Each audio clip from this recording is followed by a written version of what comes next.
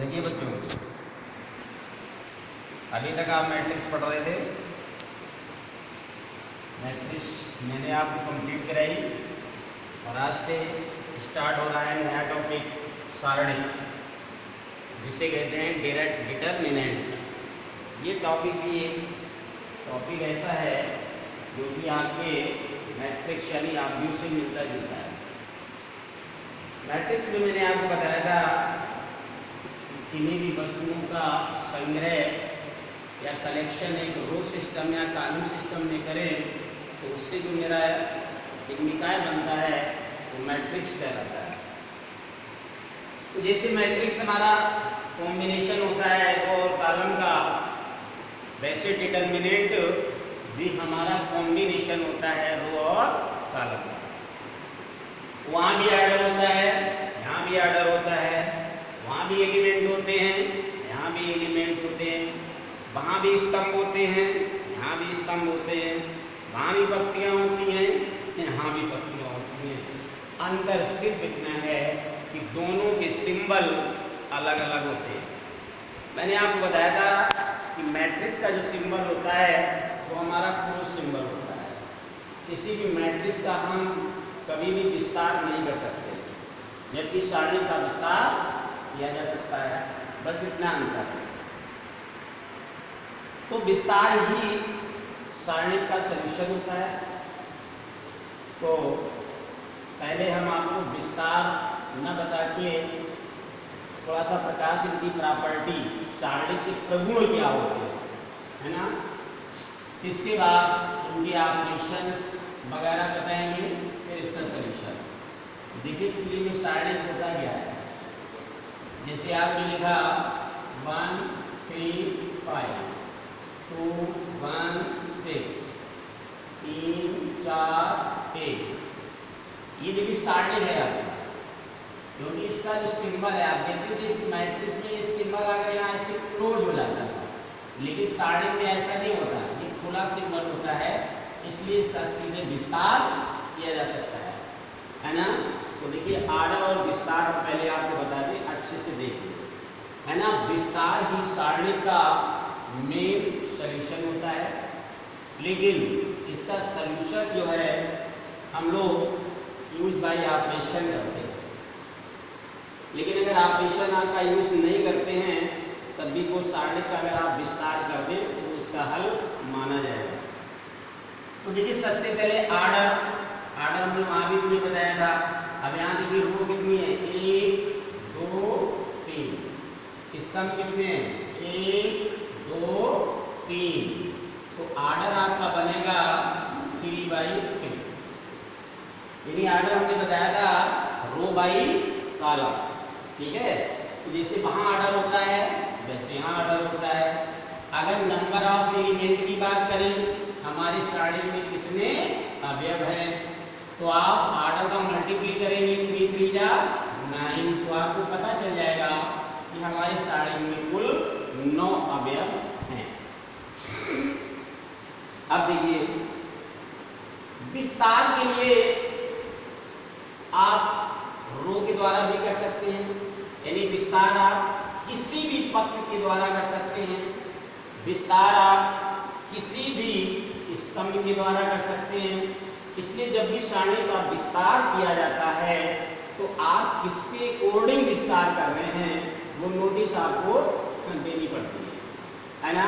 जैसे ये पहली पंक्ति है तो इसे R1 कहा जाता है, ये दूसरी पंक्ति है तो इसे R2 कहा जाता है, ये तीसरी पंक्ति है तो इसे R3 कहा जाता है, ये पहला कॉलम है तो इसे C1 कहा जाता है, ये दूसरा कॉलम है तो इसे C2 कहा जाता है, ये तीसरा कॉलम है तो इसे C3 कहा जाता है।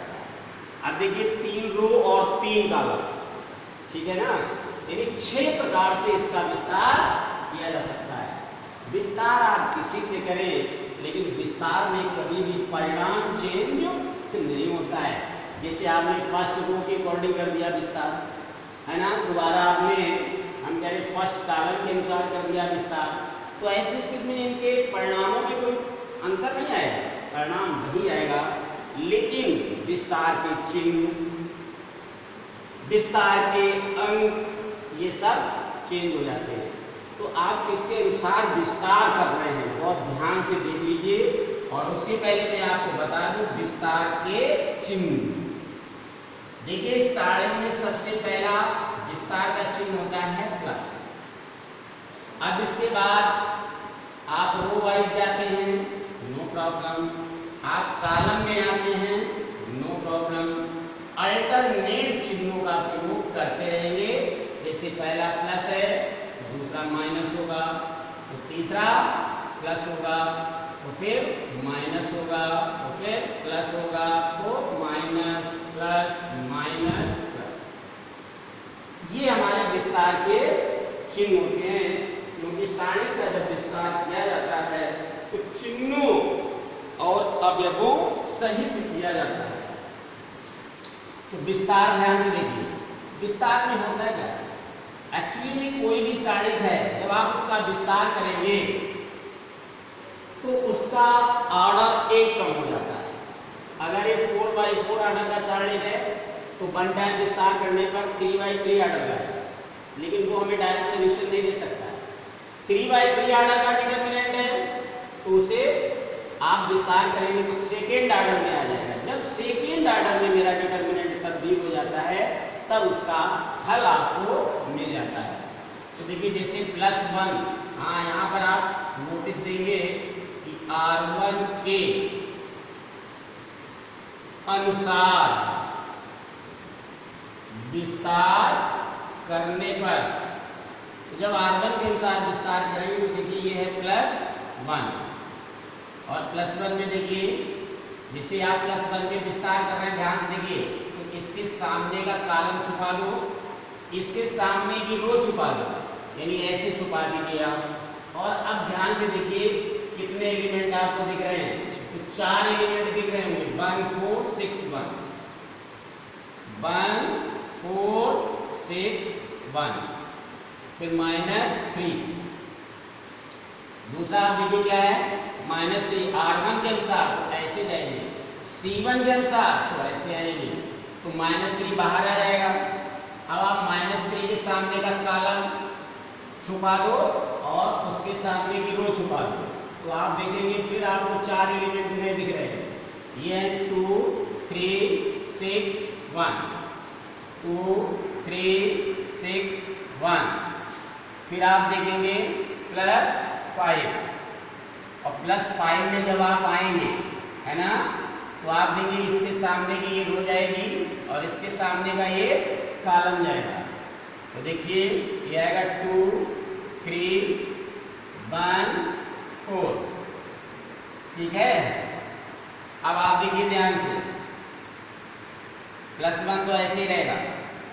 अब इसका क्रियक गुणा करेंगे आप, तो ऐसे गुणा किया जाता है। पहले विकर्ण जो है विकर्णों का गुणा होता है, लेकिन पहले ऊपर से नीचे की ओर 1 एकम 1, फिर माइनस का चिन्ह, 6 चौक 24, ऐसे -3। तो यहाँ पर देखेंगे 2 एकम 2, फिर 6 त्रिक 18, फिर 5 4 दूनी 8 और -3 एकम 3। अब देखिए यहाँ से 1 से 24 घटेगा तो -23 और -23 का 1 से गुणा होगा तो -23 ही रहेगा। यहाँ देखिए 2 -18 यानी 16, -16 बनेगा और -16 का जब -3 से गुणा होगा तो पहले तो माइनस प्लस और 16 का 3 में गुणा कर दो तो 16 तिया 48। इसके बाद देखिए 8 से 3 जाएगा कितना बचेगा 2, वो सॉरी 8 से 3 जाएगा कितना बचेगा 5 और 5 का 5 से गुणा करेंगे तो कितना जाएगा 25। देखिए ये प्लस प्लस प्लस के अंदर एक साथ जोड़ दो, ये हो जाएगा -23 और प्लस 8 और 5 13 की 3 हाथ से लगा 1, 4 और 2 6 और 1 7। अब देखिए प्लस का 73 माइनस का 23 घटा दो तो 3 से 3 जाएगा 0 और 7 से 2 जाएगा तो 5 ठीक है, तो ये आपका रिजल्ट आ गया है। सारणी का कोई भी सवाल हो बच्चों, आप सीधे उसका विस्तार कर दो, आपको उसका उत्तर मिल जाएगा।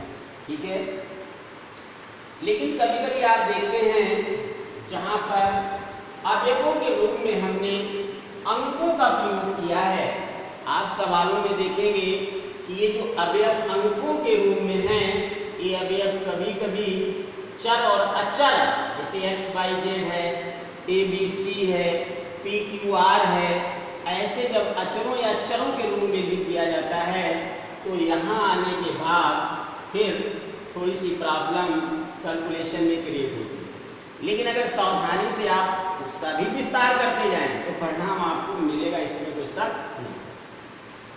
लेकिन जब इस तरह की कोई प्रॉब्लम होती है, जैसे अचर हैं या चर हैं, तो फिर हम उसमें ऑपरेशन का प्रयोग करते हैं, है ना, और उन ऑपरेशन का यूज करते हुए डिटर्मिनेंट को हल करते हैं। लेकिन बार बार मैं कह रहा हूँ कि सारणी का वास्तविक सॉल्यूशन उसका अपना विस्तार होता है। ठीक है बच्चों, तो यहाँ पर हमने तुम्हें सारणी का विस्तार करना बताया। ठीक है, सारणी का आर्डर क्या होता है तो ये बताया, नंबर ऑफ एलिमेंट कितने हैं कैसे निकालूंगी ये बताया, और विस्तार की मैंने पूरी प्रक्रिया आपको बताई। अब हम थोड़ा प्रकाश डालेंगे सारणी के प्रगुणों पर। तो देखिए सारणी का प्रगुण, सबसे पहले मैं आपको दिखाऊंगा कि अगर किसी सारणी के किसी पर्सनल पंक्ति या पर्सनल स्तंभ के सारे अवयव शून्य हैं तो बेशक उस सारणी का मान भी शून्य होता है। It is the first property of the determinant.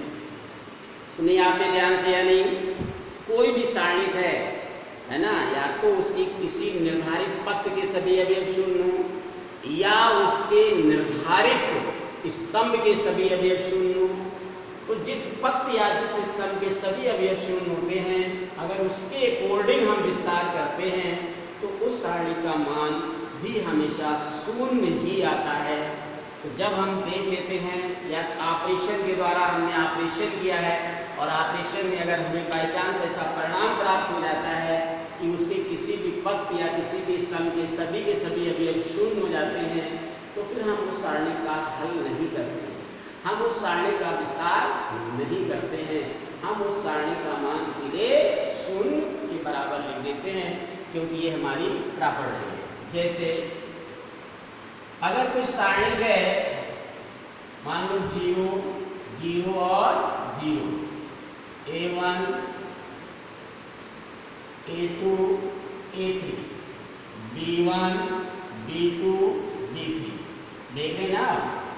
अब आप देखिए जो प्रॉपर्टी मैंने बताई थी कि किसी निर्धारित स्तंभ या किसी निर्धारित पद, ऐसा नहीं है कि 1 0 यहाँ हो, 1 0 यहाँ हो, 1 0 यहाँ हो, तो उस सारणी का मान कभी 0 नहीं हो सकता है। सारणी का मान 0 केवल उसी स्थिति में होता है जब किसी पर्टिकुलर पद के सभी अवयव या किसी पर्टिकुलर रो के सभी अवयव शून्य होते हैं, तो उस सारणी का मान शून्य के बराबर हो जाता है। अगर यकीन नहीं है तो आप विस्तार करके देख लीजिए। विस्तार के चिन्ह में बताया था, पहला प्लस फिर माइनस प्लस। विस्तार हम उसी के अकॉर्डिंग करेंगे जिस रो या जिस कॉलम में सभी अवयव शून्य है। आपने देखा जैसे फर्स्ट कॉलम ऐसा है जिसका प्रत्येक अवयव शून्य है, तो आप विस्तार कर लीजिए। तो विस्तार में जैसे पहले ये +0 तो बाहर आएगा।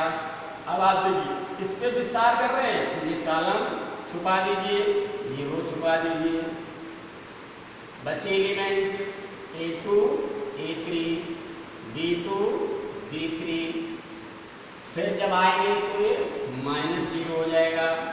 अब इसके सामने ये हो जाएगी और ये कॉलम जाएगा, तो A1 A3 B1 B3। फिर आप देखिए +0, तो फिर ये कॉलम जाएगा और ये हो जाएगी, फिर आएगा A1 A2 B1 B2। अब आप देखिए इसका हल कुछ भी आए है ना, लेकिन जब इसका मल्टीप्ली 0 से होगा तो फाइनल रिजल्ट क्या होगा 0। इसका रिजल्ट कुछ भी आए नो प्रॉब्लम, लेकिन मल्टीप्ली 0 तो रिजल्ट क्या आएगा 0। इसी प्रकार इसका रिजल्ट जो भी बने लेकिन लास्ट में मल्टीप्लाई 0 तो क्या आएगा 0। 0 से 0 कटा, क्या मिला 0।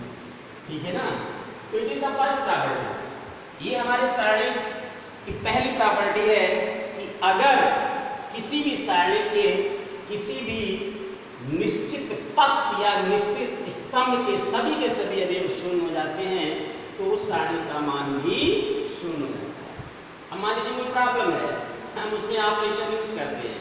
अगर ऑपरेशन यूज करते करते हमें ये सिचुएशन कहीं दिख जाती है तो फिर हम ये विस्तार के पदों को नहीं दिखाते हैं और इसे सीधे 0 के बराबर लिख देते हैं by the property of determinant. यानी मैं आपको बता रहा था कि ऐसा अगर कोई सारणिक है जिसमें कोई दो निर्धारित पंक्तियां या कोई दो निर्धारित स्तंभ परस्पर समान है तो उस सारणिक का मान भी शून्य हो जाता है।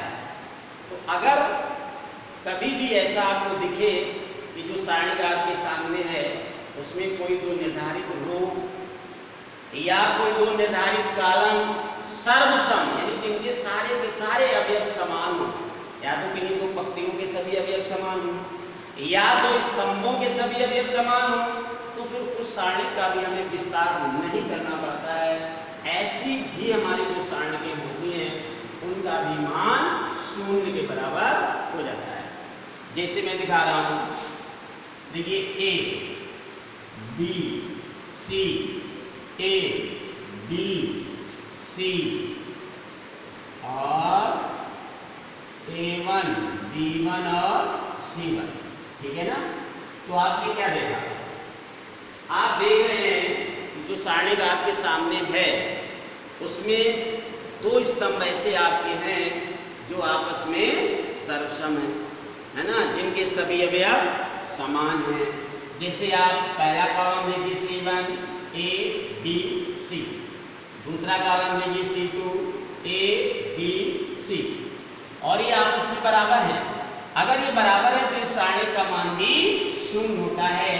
ऐसी अवस्था में हमें उस सारणी का विस्तार करने की आवश्यकता नहीं होती है।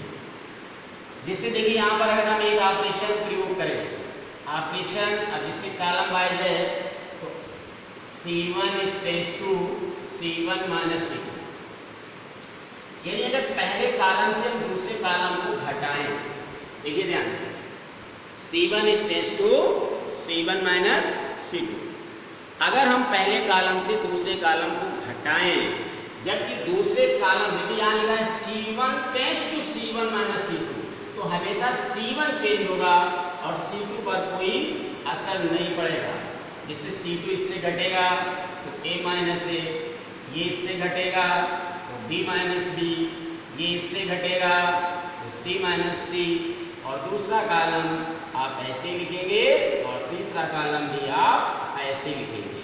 तो ये ऑपरेशन का यूज होता है, ठीक है।